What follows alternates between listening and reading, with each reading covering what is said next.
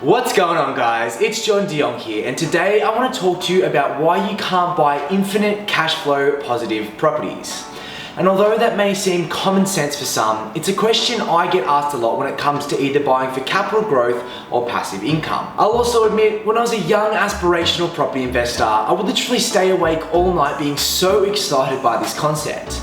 I think for most, when the penny drops that you can make passive income off the rental of an investment property, that dream of having 20 properties paying you $100 a week feels like it can become a reality. But often it doesn't stop there. When you think about only having 20, why not 40 or 50 or 100?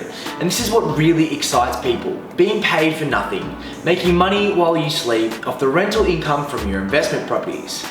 Well, my dream got shot down by my mortgage broker after a couple of conversations with him. But it's not the end of the world. There's still plenty of examples of people who have amassed huge cash flow positive portfolios. And I'll go into more detail about them at the end of this video. I'm not going to go down my backstory of how I got so inspired because I've already talked about it in detail in some of my previous videos. If you want to watch them, you can watch this video next. But long story short, there were old books, methods, and even property spruikers that used to sell the dream of multiple passive income property portfolios. From the outside in, I used to think about it this way. If I can afford one $500,000 house that's paying for itself plus bringing in extra income, then as soon as I have another deposit, I could buy another $500,000 house that's also paying for itself and bringing in even more money. Then I would just repeat this process until all of that extra income from multiple properties stacks up to be enough for a full-time wage that I could live off. This is where the BRRRR strategy also differs a little here. BRRRR stands for buy, renovate, rent, and refinance. And then if you're feeling really cold, you can even add in another R for repeat.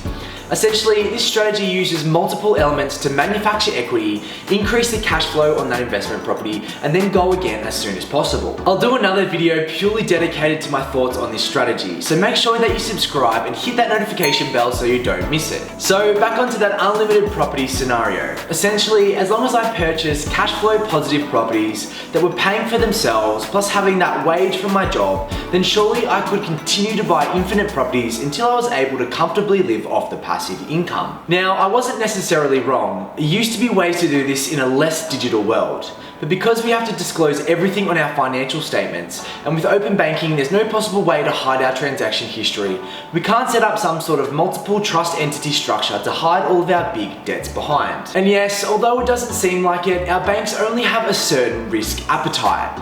They'll only allow you to borrow so much before they deem you close to or above their risk threshold.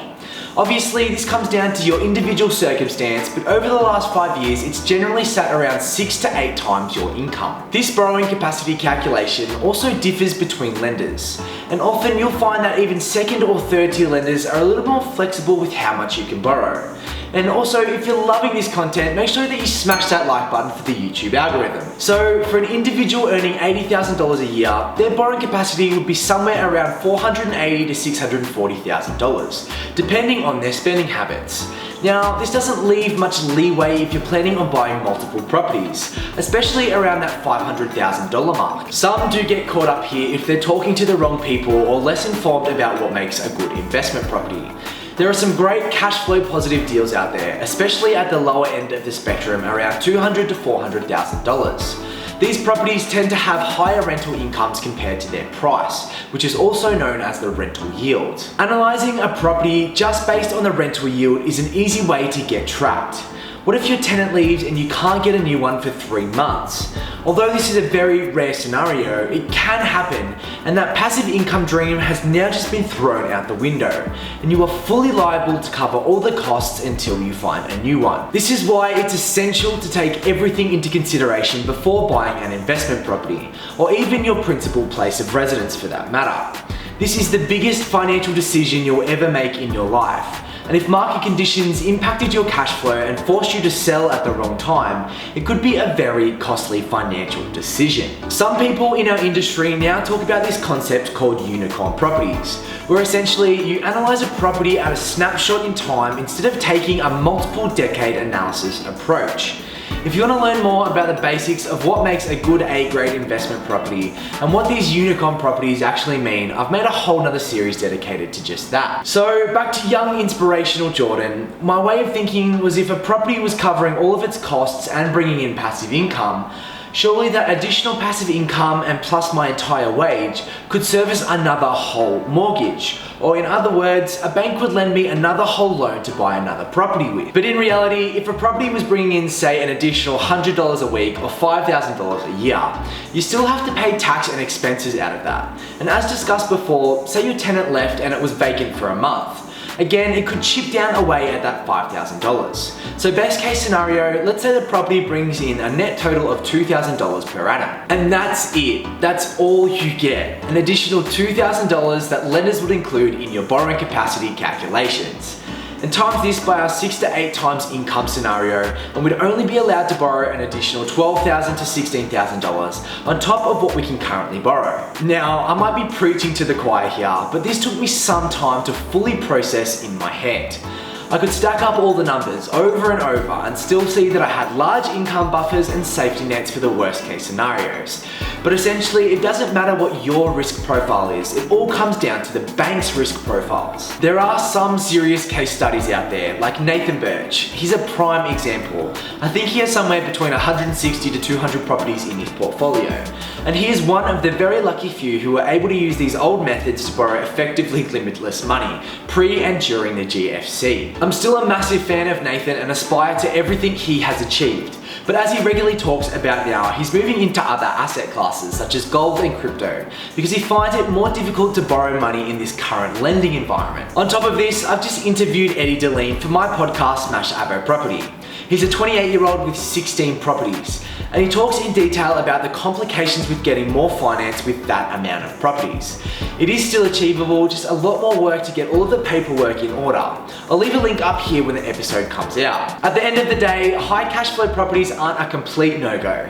They're still essential for balancing out large portfolios. They help significantly when going through that debt reduction phase, and a lot of investors chase them when heading into that retirement phase of life. But for me personally, while I'm still in the acquisition phase, I would never substitute out capital growth for high rental yield. 60 years of compounding capital growth will far outpace $2,000 of net income over the same period.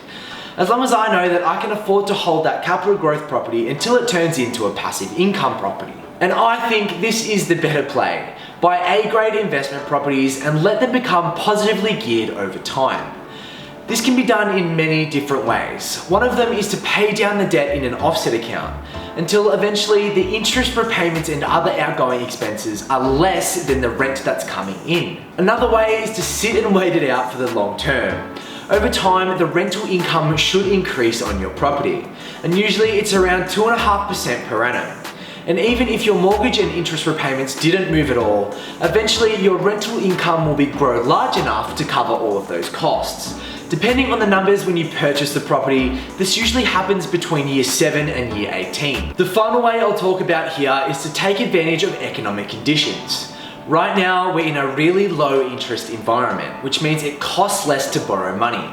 So maybe by refinancing and trying to get on a lower rate, you could significantly decrease the amount you're paying in interest, which means you could put more into that offset account every month, and it fast tracks that debt reduction process. I want to know if you've ever been down this same path that I have in this video, or if your passive income dream might not be what you thought it was. Leave your experience down in the comment section below. As always, seek your own professional financial, legal, taxation, and property investing advice for your current situation. These videos are just my opinion and are general in nature and should never be considered as personal advice. If you're keen for more content, make sure you subscribe and hit that notification button so you don't miss a video. And until next time, happy house hunting.